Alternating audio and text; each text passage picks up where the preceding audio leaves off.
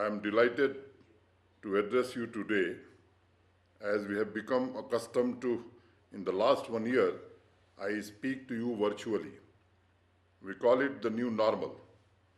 This perhaps is the first lesson of modern management. Every problem presents an opportunity, an opportunity to not rest on our laurels, instead to innovate, an opportunity to transform for the better. As we commence a new batch, I must tell you that I am excited to be able to talk to you. Students of today are the leaders of tomorrow, and they are going to be the vehicles of change that this nation desperately needs. Today, more than ever, India needs the youth to stand up and help us find our position on the global map. We have been doing our part, and it is time to identify young change makers in you who will take this legacy forward, and speaking to you today fills me with hope and excitement. This campus is truly special with the dynamic leadership of Professor Dheeraj Sharma. I have seen true innovation here with inclusion, representation, and also affirmative action for creating more women leaders also. Honorable Prime Minister, on the occasion of the 6th anniversary of Digital India Mission, spoke about youth innovation as the hope for the future of this country. And today, I address you with the belief that you will take this country to new heights through innovation and creative solutions to the most difficult problems. Friends, innovation is not just about inventing things. It is also about reinventing and reimagining. It is also about finding new solutions for old problems. It is also about managing things innovatively. My journey, starting with IIT campus of Banaras Hindu University, has brought me to my current assignment, whereas the Lieutenant Governor of J&K, my role is to manage a state as a constitutional authority. The well-being of all the citizens is my first and foremost duty and mission. Creating a better future for the youth of Jammu and Kashmir and ensuring that they are not left out in any way and have plenty of opportunities means managing various stakeholders and engaging with them to put all their resources and their might together for a common purpose. It is not dissimilar from managing a large organization as CEO.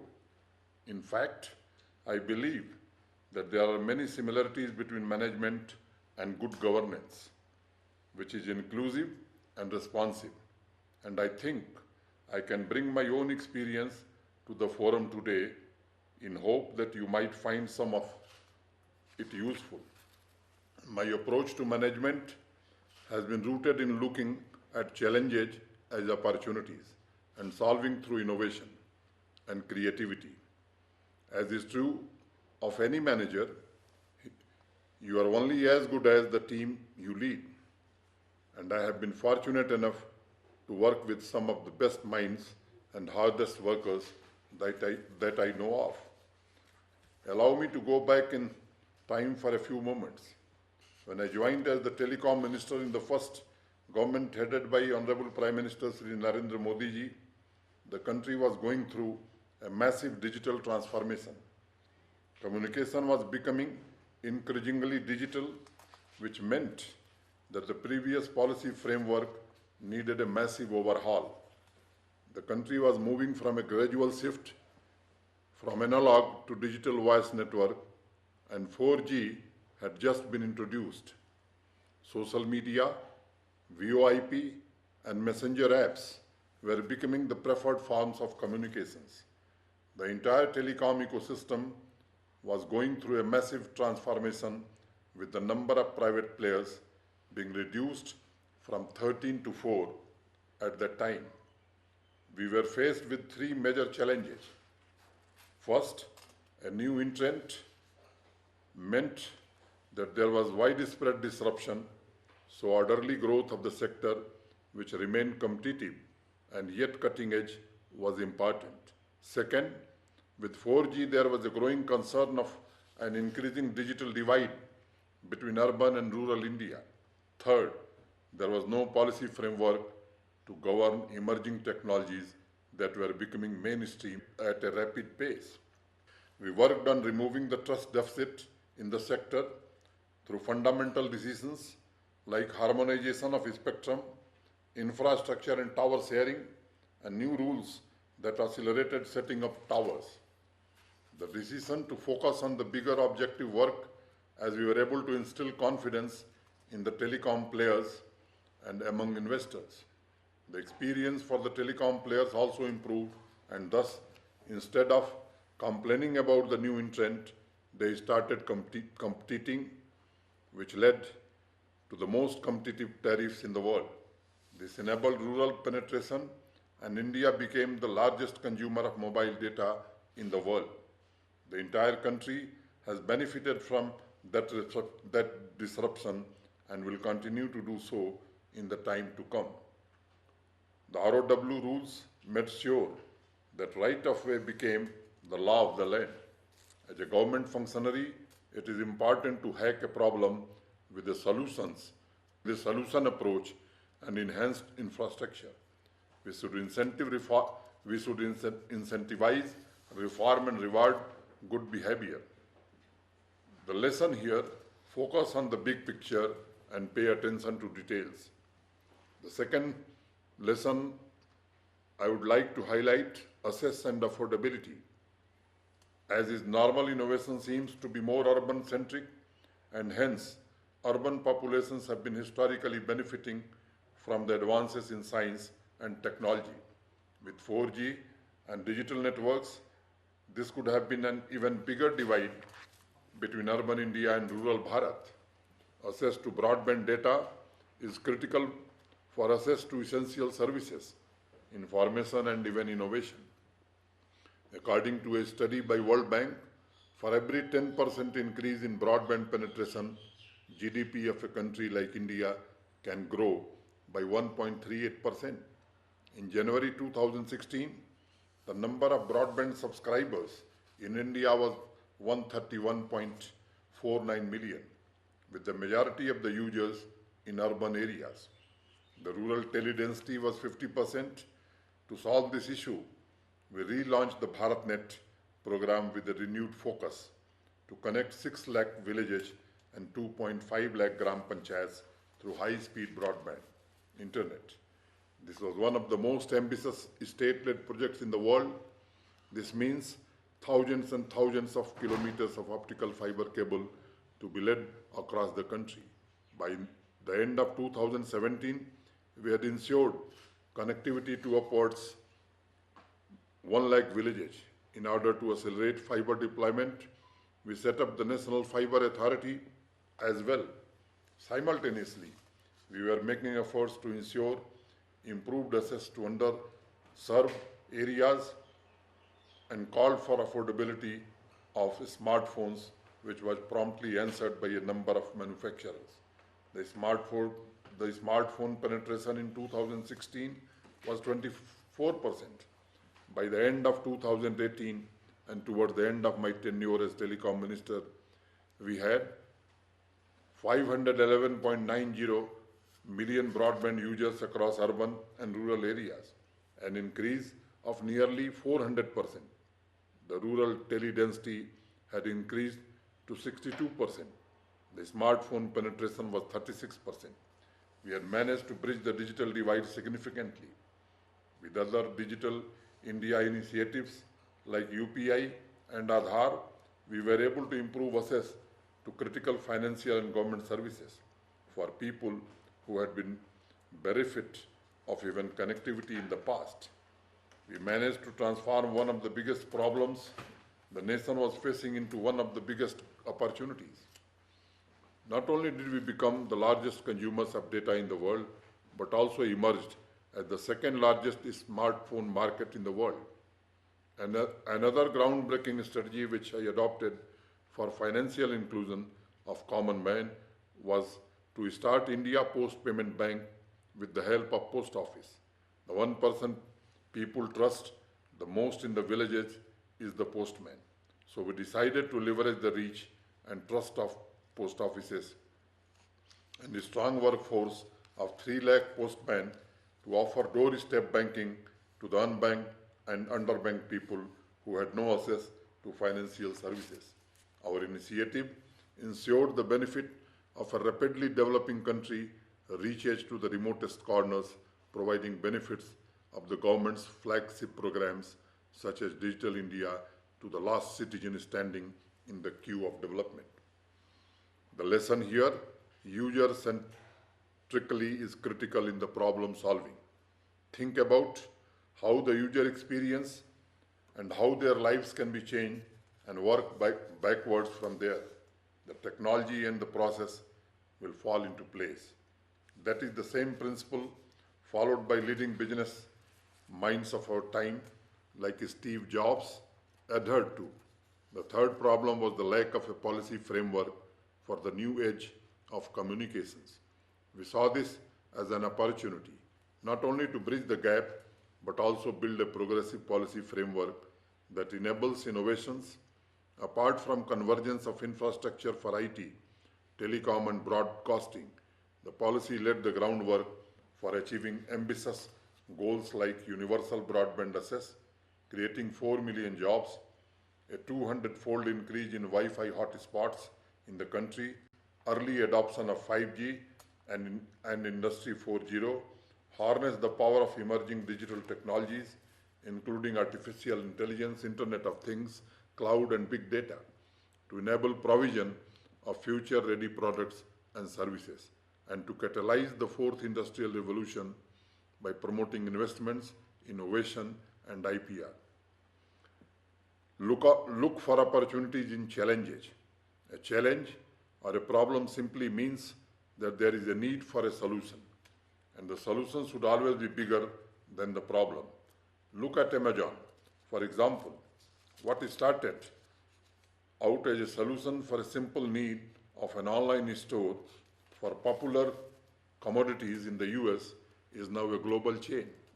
The solution has not only been bigger than the initial problem, but it has inspired a new e-commerce culture around the world. Our Indian homegrown startup is now doing the same in Flipkart, which has now acquired Walmart in India. Don't be constrained by setting limits on your goals or your ambitions. Aim higher and aim with purpose. Now let me share some of my experiences as the Lieutenant Governor of Jammu and Kashmir, which are more localized and hence more intimate and personal. The biggest challenge one faces in Jammu and Kashmir is, can we learn from history but leave the past behind and embrace the future? A future that is built on the promise and potential of the youth of Jammu and Kashmir, youngsters who are just like you with creative minds and looking for outlets to innovate and contribute to the society. Since I took over in the last August over the leadership, we have made many changes, actively working day and night with a solutions approach. We have introduced over 150 new initiatives and reforms in a short period of time. What we have been doing in Jammu and Kashmir follows the strategic planning principles of management with 1. Goal setting, 2. Situational analysis, 3. Strategy formulation, 4th. Strategy implementation, and 5th. Evaluation and control, all being critical part of the process. I am sure you will learn both theoretical and practical applications of such management strategies during your course. Let me share 3 examples of solution-based approaches that we came up with dealing with the pandemic: the COVID management and the vaccination drive. The UT administration's prompt response to the second wave of COVID-19 can be attributed to its experience and investment made in health sector and emergency preparedness immediately after the first wave impacts subsided in August and September. Several strategic interventions were planned and implemented by the UT government in September 2020. For example, augmentation of oxygen generation plants and capacity building. From 14,000 LPM oxygen generation capacity in September last year, we reached 60,000 LPM within 6 months. When the entire country was gasping for oxygen, there was not a single case in Jammu and Kashmir where people looking for oxygen bed faced any hurdle. I personally worked with the diverse departments for future mitigation strategies to ensure citizens of Jammu Kashmir had access to better health services to the greatest extent possible. I also took a decision to decentralize the community health care by setting up a 5-bedded COVID care center in every panchayat of the Union Territory, as many households may not have the option for isolation of COVID-positive patients in their own residence. Each panchayat COVID center has one oxygen-supported bed for immediate patient care. Jammu and Kashmir began COVID-19 vaccination planning in advance as per guidelines issued by the Government of India. For equitable access, we have involved diverse collaborators, partner with influencers and religious leaders for community education and confidence building. In order to prioritize the allocation, the UT Humanization Department prepared a data-enabled solution for the targeted group. I gave a mantra of a stronger and healthier J&K with 10-point strategy farming J&K model and ensured dedicated workforce and expanded outreach. This strategic intervention enabled us to successfully vaccinate more than 88% population in the priority groups with the first dose. Some of the districts have become the role model for the entire country. For example, Sopian, Ganderbal, Jammu, Rajouri, Baramulla, Bandipora, Budgaon, and Sama have clocked 100% vaccination coverage of first dose for priority groups. Wayan in Bandipora became the first village in the country that was fully vaccinated between the age group of 18 to 44. Technology is a great enabler, but there are certain pockets where people do not have access to internet. For example, nomad community, that is Gujar and Bakarwal, are old age people, disabled population. In my opinion, vaccination is a public service, and our motto in J&K is to deliver the public service at people's doorstep. So we decided then instead of people making efforts to reach out to the hospitals, we must reach out to them with vaccine. We made sure that lack of digital literacy or technological impediment should not hit our vaccination drive. The second problem that I wanted to solve for was a mechanism for the general public to engage with policy makers. We built a platform for information sharing and grievance redressal. I went and asked citizens. They wanted to be heard. They wanted their everyday problems to be solved. And we decided from 10:30 in the morning to 11:30, we initiated a 3-tier system dividing the constituents into 3 blocks, where the senior most officials to the mid and junior level officers have to meet the public on a rotational basis, cutting through the red tape from high-level problem, solving to the smallest of issues.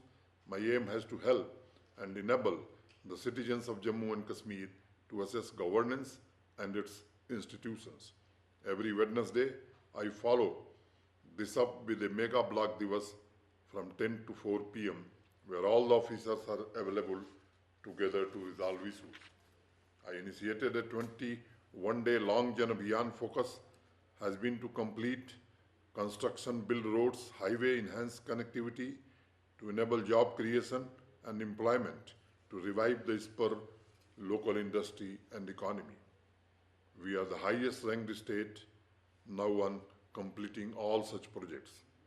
Over 55 schemes have been launched, and these include several social benefit schemes both at the central and the state level. To truly actualize the PM's vision of an inclusive and empowered nation, to inculcate a sense of pride, and to take development all the way to the village well. I have launched the JK Gram initiative. I hold the LG Mulakat once every month to directly connect with people and resolve their grievances. The financial incentive is done at the panchayat level, where we have now impacted over 20,000 young boys and girls from every panchayat, providing them with financial assistance and hand-holding to become entrepreneur. And let me tell you, 25% are girls. I initiated Back to Village and My Town, My Pride programs. Both the initiatives are focused on creating enabling environments across governance, services, and delivery to empower and celebrate the uniqueness which is enshrined in the very fabric of Jammu and Kashmir, respect local cultures and traditions, and genuinely care for the people, engage, inform, and empathize. Friends, increase the budgetary allocation to over 1 lakh crores. Increasing the budgetary allocation to over 1 lakh crores, we are looking at a massive budget of almost over 5 times per citizen given to the size of the population. I truly see this as a historic approach focusing on the Human Development Index and an investment in the future of Jammu and Kashmir, bringing peace and opportunity in the valley too. There are far-flung areas, but in 3 years, road, electricity and water will not be the issues that our citizens will need to worry about. And what is our promise of a brighter and a better future with learning, education and growth? We have more government officials in the state than the average ratio of the rest of the country. The institution of democracy, building block of our country. This deserves a mention because strengthening democratic institution is my topmost priority. I am a product of the students' movement, and today, as a constitutional authority, I am proud to share with you that we held District Development Council elections which were violence-free, transparent, free and fair. Implementation of 73rd and 74th Constitutional Amendment in Jammu and Kashmir was pending for a long time. Now I'm happy to see that the elected representatives run the DDC and working for the development of their respective areas. The newly elected representatives are empowered, come from the ground up, and they are truly committed for growth and development. First time district capex budget of 12,600 crore was planned through wider consultation with all 3 tiers of PRIs. This is happened in this union territory first time. Jammu Kashmir is close to my heart because every step for development can affect real change to millions of people. We are not talking about building roads and institutions only. We are looking at transforming lives for the better. In the coming years, we are planning to generate 3,500 megawatt electricity in 4 years, bring reforms through land laws, organizing more structured apple farming through high-density plantation, bring industry reforms through the new industrial policy, attracting more than 30,000 crores investment and creating more than 5 lakh jobs within 2 years. The industry policy announced is one of the finest industrial policies of the country, which is comprehensive and holistic in its approach to create a predictable and stable business environment while facilitating innovation and investment. India has demographic dividend to its advantage. Like the rest of the country, Jammu and Kashmir has a predominantly young population with almost 65% of the population under the age of 35 years. In the past, Jammu Kashmir has faced many challenges due to lack of political will and intent before. Systematic unemployment and joblessness, along with the absence of holistic development of the youth. That is the problem we are focused on solving for good today. I am delighted to see in the room some of the brightest minds of the country who will surely become managers and leaders across verticals. Some will also become entrepreneurs. You will have the name of a great institution behind you and the aspirations of a nation as your motivation. I appeal to every young mind in the country to show up for your nation in the years to come. Absorb as much as you can. Learn as much as you can. In the recent years, we have seen many startups come up, which have been founded and led by capable young people like you. We want more of that, and we will do whatever it needs to support you, because your success means the success of the nation. The growth of your endeavors will mean opportunities for thousands. Get educated, learn from the best, and stand up for your country because it needs you. Remember that if the wars of the future will be fought on keyboards, then you, my young friends, will be the champions, leaders, and soldiers. I would also want you to look at Jammu Kashmir as a business opportunity. It offers you abundant raw material for agro and food processing. A strategic location which is truly blessed by nature, its abundance, home to handloom and handicraft, responsive governance, minimum government, timely policy reforms, and rapid single window clearances, industrial infrastructure. As with all good ideas, the time of this one has come. We no longer wish to be reactive in our approach. We want to be proactive and be responsive both in system of governance and efficient in the speed of our execution. Taking Gandhiji's idea back to the village age and treating the village as a microcosm of socio-economic development and also the site of ancient wisdom, healing, and immense learning.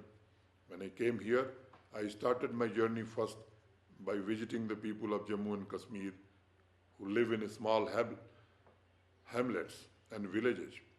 By talking to people, by reviving their pride in their towns, by listening to them about their hopes and dreams, by meeting some of the most resilient and talented young men and women, and seeing fearlessness, I believe in Jammu and Kashmir. And I invite you to travel, intern, be fellows, work with me, and experience the warmth and beauty of Jammu and Kashmir. Recently, a bright student from IIM Ahmedabad, Bhartendu Verma, interned with J&K government, and within a short span of 3 months created a platform for women entrepreneurship in the UT in the name of Hausla, and I am sure he must be proud of his accomplishment. Since we want this process to be truly long-term, I am also delighted to share with you, along with a sizable fund allocation of 200 crores, part of which we will allocate towards building a center of excellence supported by one of the national institutions of eminence, focusing on excellence in digital economy, public policy, culture, media, and governance. I am keen to hear from all of you with positive commitments towards this endeavor as well. I was truly happy to see that your director here is a visionary and has an aspiration to create a center for public policy. I am personally pulling together the best minds of the country from industry and academia to work on this goal and lead this project. I would love to also see you as participants in my mission to create a home for policy change. We have already commenced the work to make this a reality very soon. It is my aim to truly create a stable policy and regulatory ecosystem for business so that they can build for scale and create a thriving startup ecosystem which is inherently entrepreneurial in approach, creating local jobs and employment. To conclude, let me talk about the future. With the global pandemic, organizations have had to rethink strategy and business models. With every disruption, therein lies its opportunity. Automation and the fourth industrial revolution has also meant rethinking, renewing, and recharging approaches to problem solving. I set you off now on a journey to identify core problems together and solve for them with knowledge, technology, and compassion. As we usher in a brave new world, I want to draw your attention to the skills of the future, which we must build for and equip the youth of this country for the future of work. The WEF reports point to a bright future for jobs in cloud computing, content production, data and artificial intelligence, engineering and analytics, marketing, people and culture, product development, sales. When I turn to skills that we need to invest in and what I am focusing on building most importantly are critical thinking and analysis, problem solving, self-management, working with people, technology, its use for good and development. I call on the innovators and the academicians to take on this challenge of skilling and educating youth for the jobs of tomorrow. Perhaps that traditional model of education needs an upgrade. India Education 2.0, if you will. Let us bring in game-based learning and gamification. Let us bring in more practical application in education, and let us make education more interactive and participative. If we are expecting change in the world, we have to be the change. Let us teach kids about innovative methods, design and finance. There is nothing stopping us. Let us work together to make tomorrow better for us and for ours. There is an old proverb, if you travel alone, you go fast, but you travel together, you go far. It is with this collective vision that I embark of our journey together. I once again wish you the very best for this academic year. I hope to see you all on a collaborative platform as industry leaders very soon. I would also like to congratulate the faculty and the director, Professor Dheeraj Sharma, for leading this institution, inspiring all of you, and hope this turns out to be one of the finest in the country. Thank you all for having me with you today. Together we can win this. So let us put our best foot forward and do this. I want each of you to be the best version of you and leave the planet better than you found it. Put people first, technology second, and process third, and lead with empathy. Be more humane and be clear, and your authentic self. The sky is the limit for all of you. Jai Hind.